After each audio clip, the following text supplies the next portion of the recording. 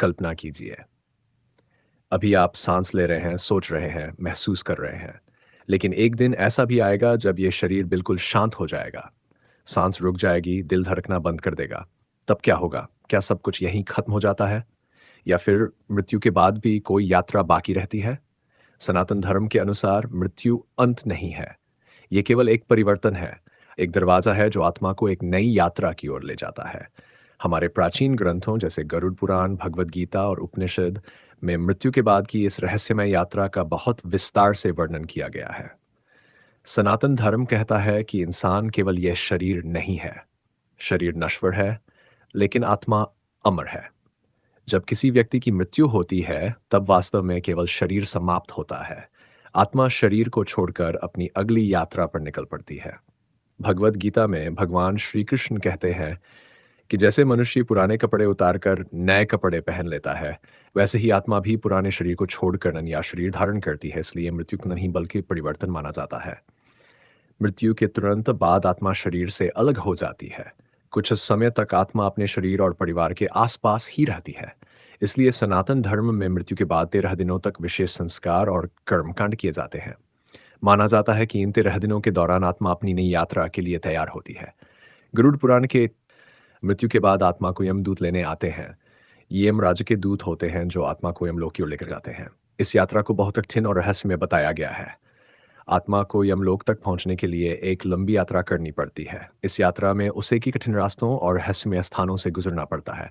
कहा जाता है कि इस दौरान आत्मा को अपने जीवन के सभी कर्म याद आते हैं, अच्छे भी और बुरे भी। जब आत्मा यमलोक पहुंचती, तब वहां उसका न्याय होता है। इस न्याय का संचालन यमराज करते हैं और उनके साथ चित्रगुप्त होते हैं। चित्रगुप्त के पास हर इंसान के जीवन का पूरा लेखा जोखा होता है, उसके हर अच्छे और बुरे कर्म का रिकॉर्ड।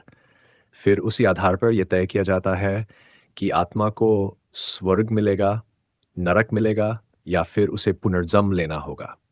अगर किसी व्यक्ति ने अपने जीवन में अच्छे कर्म किए हैं, दूसरों की मदद की है, सच्चाई और धर्म का पालन किया है, तो उसकी आत्मा स्वर्ग लोक में जाती है। स्वर्ग को आनंद और शांति का स्थान माना जाता है, जहां आत्मा अपने पुण्य कर्मों का फल भोगती है।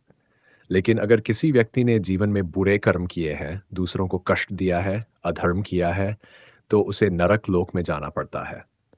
नरक को कष्ट और पीड़ा का स्थान बताया गया है, जहां आत्मा अपने पापों का परिणाम भुगतती है। हालांकि स्वर्ग और नरक भी स्थायी नहीं है। जब आत्मा अपने कर्मों का फल भोग लेती है, तब उसे फिर से पृथ्वी पर जन्म लेना पड़ता है। इसे ही पुनर्जन्म का सिद्धांत कहा जाता है। सनातन धर्म के अनुसार आत्मा बार बार जन्म और मृत्यु के इस चक्र में घूमती रहती है। इसे संसार का चक्र या कर्म चक्र कहा जाता है। लेकिन इस चक्र से भी मुक्ति संभव है। जब कोई व्यक्ति ज्ञान, भक्ति और सच्चे कर्मों के माध्यम से अपने जीवन को पूरी तरह शुद्ध कर लेता है, तब उसकी आत्मा को मोक्ष प्राप्त होता है। मोक्ष का अर्थ है जन्म और मृत्यु के चक्र से हमेशा के लिए मुक्त हो जाना। तब आत्मा परमात्मा में विलीन हो जाती है और उसे फिर कभी जन्म नहीं लेना पड़ता। इसलिए सनातन धर्म हमें सिखाता है कि जीवन केवल जीने के लिए नहीं है, ये एक अवसर है अच्छे कर्म करने का, सत्य का पालन करने का और अपनी आत्मा को ऊंचा उठाने का, क्योंकि अंत में मृत्यु सबके लिए निश्चित है। लेकिन मृत्यु के बाद हमारी आत्मा किस रास्ते पर जाएगी, ये हमारे कर्म ही तय करते हैं। तो असली सवाल ये नहीं है कि मृत्यु के बाद क्या होगा, असली सवाल यह है कि हम आज कैसा जीवन जी रहे हैं, क्योंकि आज के कर्म ही तय करेंगे हमारी आत्मा की अगली यात्रा।